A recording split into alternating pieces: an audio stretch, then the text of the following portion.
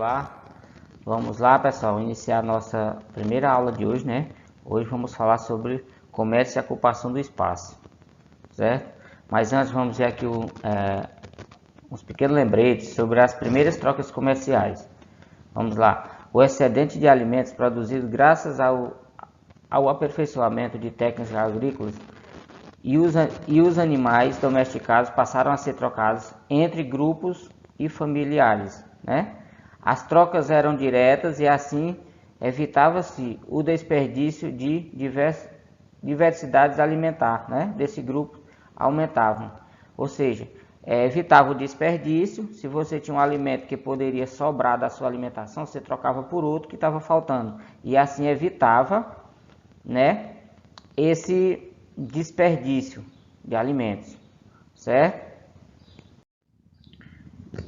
Novas relações de produtos. Diversos artigos, como ferramentas, vestimentas e peças de cerâmica, passaram a ser fabricados por alguns grupos humanos, especialmente para serem trocados por mercadorias produzidas por outro grupo. Ou seja, quem não tinha aquele produto, ele fabricava essas ferramentas de cerâmicas, de madeira, né? E trocava por alimentos, por outras mercadorias que eles não produziam. O desenvolvimento da atividade comercial coincidiu com a especialização do trabalho. Alguns membros do grupo plantavam, outros cuidavam dos animais, alguns produziam objetos e tecidos. Aos poucos, diferentes valores de trocas foram sendo atribuídos aos vários tipos de mercadorias, né? Aos poucos foram surgindo os valores, né? Cada mercadoria teria seu valor e era trocado por outra que tinha o mesmo tempo, que levava o mesmo tempo para ser adquirido, né? Aí vamos iniciar agora no capítulo 2, né? O comércio e a ocupação do espaço. Vamos lá. O comércio marca a história da humanidade. A princípio, as relações de comércio ocorriam entre grupos que viviam próximos. Com o tempo, mercadores passaram a levar seus produtos por terra e por mar para regiões cada vez mais distantes. Ou seja, pessoal, eles passaram a produzir produtos e vender para outros grupos e outras regiões. Então, eles usavam embarcações, né, para ir por terra, ou aliás, por mar, que era chamado de embarcações marítimas, né, pelo caminho marítimo. E também pelos rios, que era chamado de caminho fluvial. E por terra, que era chamado de caminho terrestre. Então, na região do mar Mediterrâneo, por exemplo, o comércio, que atravessava longas distâncias, ocorreu de maneira intensa, envolvendo vários povos antigos. Na Europa, da África e da Ásia, como os fenícios. As trocas comerciais permitiam também a divulgação de novos produtos e de outras línguas, costumes e culturas.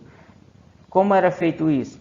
Essa comercialização fez com que eles aprimorassem a língua e aprendessem novas línguas e repassassem também, né? Esse pessoal da Europa, da África e da Ásia. Como assim? À medida que eles andavam por algumas regiões negociando com esses produtos, eles começavam a falar línguas diferentes. Por quê? Porque via com quem eles iam negociar falavam outras línguas, né? Então, à medida que eles negociavam essas pessoas falando línguas diferentes, eles aprendiam aquelas línguas, né? Diferentes, que eles não sabiam. E assim foi misturando essas línguas de um lado para o outro e formando essa diversidade de línguas que tem no mundo hoje, né? E também as culturas. Foram aprendendo culturas diferentes por compartilhar diversas culturas uns com os outros. Nessa negociação, aí eles iam aprendendo culturas diferentes e repassando a cultura deles também para outros povos. Aí aqui você observa as rotas comerciais, ó. Eles saíam aqui da Mesopotâmia, né?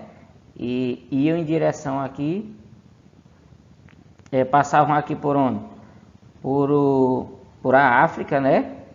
Por a África, atravessando pelo Oceano Atlântico, né? Depois eles chegavam até, aliás, aqui é o Mar Mediterrâneo, né? Que é o Mar Mediterrâneo, e depois eles passavam aqui pelo Estreito de Bering, né? E chegavam ao Oceano Atlântico para chegar aqui até a Europa, certo? Aí, trocas culturais e conflitos. Na região do Mar Mediterrâneo, várias sociedades se desenvolveram com o crescimento do comércio. As rotas comerciais foram um elemento comum aos povos, né, que viviam nessa região ao longo dos séculos, como fenícios, cartagineses, gregos, romanos, árabes e navegadores e comerciantes das cidades de Genova e Veneza. Esse processo de troca comerciais e culturais permaneceu ao longo do tempo. Aí você observa a foto aqui, né, eles trocando, ó, quem vinha lá de outra região para essa região, trazia panos, trocava por potes, ó, você está vendo aqui, os potes de cerâmica, né? Então eles faziam as trocas aqui, ó, ele apresentando aqui o tecido para fazer a troca, né, por outro tipo de mercadoria, certo? Ou por pote, ou por alimento, viu? O comércio proporcionou a troca de conhecimentos materiais, aliás, matemáticos, geográficos, né, astronômicos e de navegação, além de difusão de habilidades como a produção textil e a mineração. Os povos compartilharam alfabetos e calendários e com o clima e condições ambientais similares. Nessa região, partilharam também técnicas de agricultura e pastoreio. Muitas dessas populações desenvolveram hábitos alimentares semelhantes, como o consumo de pão, vinho e azeite. Então, pessoal, aqui, onde eu acabei de explicar para vocês, na medida que eles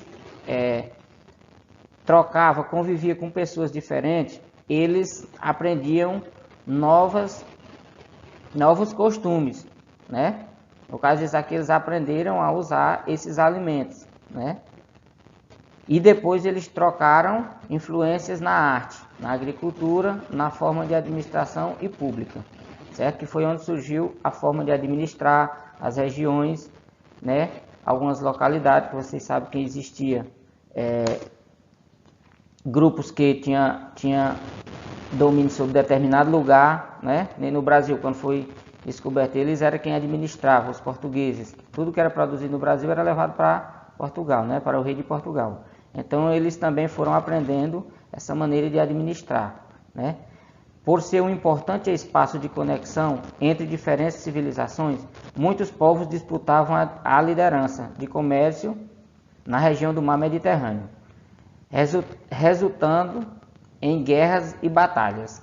Então, por ser um espaço de conexão, essas diferentes civilizações disputavam essas lideranças dentro do comércio, para ver quem tinha o direito de vender naquela região. Era onde geravam as guerras e batalhas. Certo, pessoal?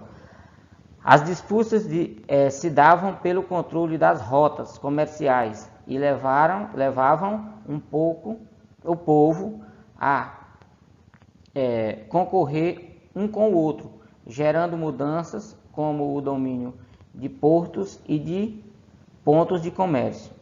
O comércio era uma atividade necessária à vida da população e, ao mesmo tempo, originou conflitos políticos, né, sociais, e gerou também desigualdades entre as pessoas.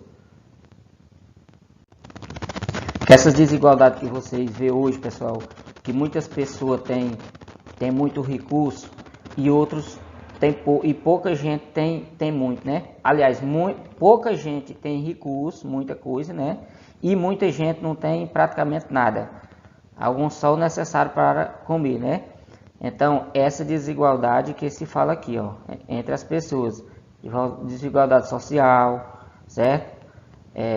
Política também, vocês sabem que entre a população é poucos os que são políticos perante o tanto de habitantes que tem no Brasil e no mundo, né? Então foi isso que gerou, dentre essas guerras e batalhas e esse comércio, gerou essa desigualdade entre as pessoas e políticos e as pessoas sociais. O comércio nasce na América. Além da região do Mar Mediterrâneo, outros povos de diversas partes do mundo também realizavam o comércio, enfrentando longas distâncias. É o caso do comércio da seda produzida na China, que era transportada por um longo caminho até a Europa, passando pela região do Mediterrâneo, que é o que eu acabei de explicar lá no mapa, que ele passava pela região do Mar Mediterrâneo, o Estreito de Bering e chegava à Europa, né? Era o caminho que eles faziam pelo mar, né? Pelo mar. E tinha também o por terra, que era o caminho terrestre. Então, rotas de comércio terrestre e fluviais foram criadas, também entre os povos indígenas da América muito antes da chegada dos europeus. A criação de rotas, as trocas comerciais e o desenvolvimento de sistemas de equivalência aconteceram em diferentes épocas e lugares. Ou seja, não era só em um lugar que aconteciam essas rotas. Em diferentes lugares acontecia em diferentes épocas. A fim de encontrar novo local para realizar esse comércio, né? Aí você vê aqui alguns produtos que eles levavam, né, para ser vendido e trocado, ó. Tá aqui. A gente nem sabe direito o que é, mas aí você vê aqui alguns produtos, ó, tapetes, né? Tem aqui algumas tipo joias, ó. Tem pele de animais, né? Que eles levavam para fazer as trocas e tá aqui eles como que estão negociando uns com os outros, né?